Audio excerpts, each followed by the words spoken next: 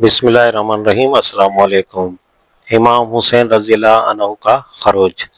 بلا شبہ وہ اہل عراق کی دعوت پر یزید کی حکومت کا تختہ الٹنے کے لیے تشریف لے جا رہے تھے اور یزید کی حکومت انہیں برسر بغاوت سمجھتی تھی۔ ہم اس سوال سے تھوڑی دیر کے لیے قطع نظر کیے لیتے ہیں کہ اصول اسلام کے لحاظ سے حضرت حسین رضی اللہ عنہ کا یہ خروج جائز تھا یا نہیں، اگرچہ ان کی زندگی میں اور ان کے بعد صحابہ اور تابعین میں سے کسی ایک شخص کا بھی یہ قول ہمیں نہیں ملتا کہ ان کا خروج ناجائز تھا اور وہ ایک فعل حرام کا ارتکاب کرنے جا رہے تھے۔ صحابہ میں سے جس نے بھی ان کو نکلنے سے روکا تھا وہ اس بنا پر تھا کہ تدبیر کے لحاظ سے یہ اقدام نامناسب ہے۔ تاہم اس معاملے میں یزید کی حکومت کا نقطہ نظر ہی صحیح مان لیا جائے تب بھی یہ تو امر واقعہ ہے کہ وہ کوئی فوج لے کر نہیں جا رہے تھے، بلکہ ان کے ساتھ ان کے بال بچے تھے اور صرف 32 سوار اور 40 پیادے۔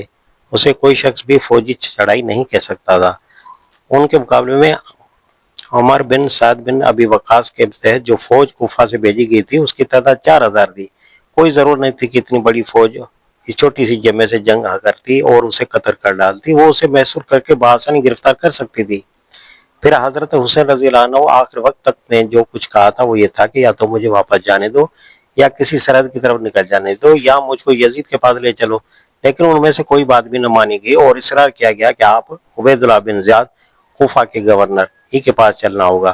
حضرت حسین رضی اللہ عنہ اپنے آپ کو ابن زیاد کے حوالے کرنے کے لیے تیار نہ تھے، کیونکہ مسلم بن عقیل کے ساتھ جو کچھ وہ کر چکا تھا وہ انہیں معلوم تھا۔ آخر کار ان سے جنگ کی گئی۔ جب ان کے سارے ساتھی شہید ہو چکے تھے اور وہ میدان جنگ میں تنہا رہ گئے تھے، اس وقت بھی ان پر حملہ کرنا ہی ضروری سمجھا گیا، اور جب وہ زخمی ہو کر گر پڑے اس وقت ان کو ذبح کیا گیا۔ پھر ان کے جسم پر جو کچھ تھا وہ لوٹا گیا، حتیٰ کہ ان کی لاش پر سے کپڑے تک اتار لیے گئے، اس پر گھوڑے دوڑا کر اسے روندا گیا۔ اس کے بعد ان کی قیام گاہ کو لوٹا گیا اور خواتین کے جسم پر سے چادریں تک اتار لی گئیں۔ ان کے بعد اس سمے تمام شہدائے کربلا کے سر کاٹ کر کوفہ لے جائے گئے، اور ابن زیاد نے نہ صرف برسر عام ان کی نمائش کی بلکہ جامع مسجد میں منبر پر کھڑے ہو کر یہ اعلان کیا کہ سب تعریفیں اللہ کے لیے ہیں جس نے حق اور اہل حق کو ظاہر کیا اور امیر المومنین یزید بن معاویہ اور ان کے گروہ کی مدد کی، اور جھوٹے کے بیٹے جھوٹے حسین بن علی اور ان کے ساتھیوں کو قتل کیا۔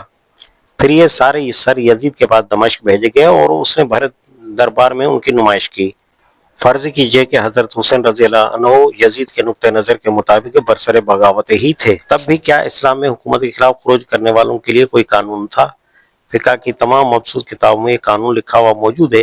مثال کے طور پر یہ ہدایہ اور اس کے شرح القدیر باب البغاوت میں اس کو دیکھا جا سکتا ہے۔ اس قانون کے لحاظ سے دیکھا جائے تو وہ ساری کارروائی جو میدان کربلا سے لے کر کوفہ اور دمشق کے درباروں تک کی گئی، اس کا ایک ایک جز قطعاً حرام اور سخت ظلم تھا۔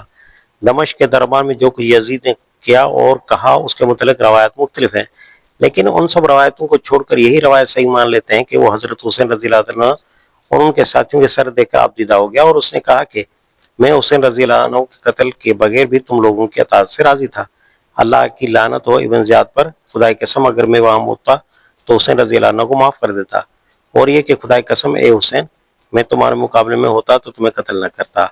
پھر بھی یہ سوال لازماً پیدا ہوتا ہے کہ اس ظلم عظیم پر اس نے اپنے سر پر گورنر کو کیا سزا دی؟ حافظ ابن کثیر کہتے ہیں کہ اس نے ابن زیاد کو نہ کوئی سزا دی، نہ اسے معزول کیا، نہ اسے ملامت ہی کا کوئی خط لکھا۔ اسلام تو خیر بدر جہاں بلند چیز ہے۔ یزید میں اگر انسانی شرافت کی بھی کوئی رمق ہوتی تو وہ سوچتا کہ فتح مکہ کے بعد رسول اللہ صلی اللہ علیہ وسلم نے اس کے پورے خاندان پر کیا احسان کیا تھا اور اس کی حکومت نے ان کے نواسے کے ساتھ کیا سلوک کیا۔